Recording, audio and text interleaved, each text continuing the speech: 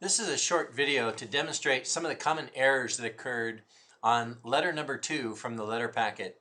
As you can see, I've already typed in the document as it appeared on the letter, and several of you made a duplicate copy and printed out. The intent of the lesson was to make this look like a business letter.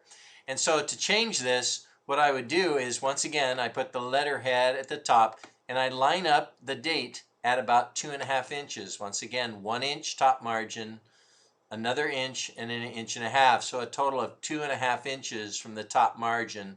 The date is approximately that high. After the date, I will press enter 2 times and then start the inside address. In this case, I have Mr. Rory M. Canseco. All right, he is the NEA president, and so I will put his title on the next line, but I just made a mistake there. I don't press enter, I press shift enter. All right, the next thing I change is that I put the address by pressing shift enter, and then shift enter again after the address before Houston, Texas.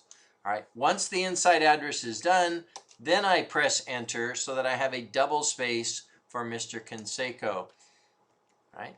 I press enter 1 time, so I have a double space before and after each paragraph.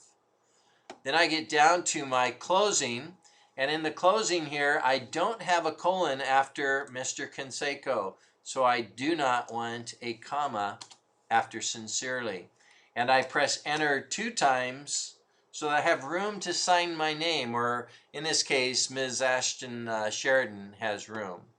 Then after her name, I press shift and enter so that I only go down 1 line to put in the fact that she is a tour consultant. That is her title. Right? After the title, I press enter and I put my reference initials, or in this case, you would put your reference initials in lowercase letters.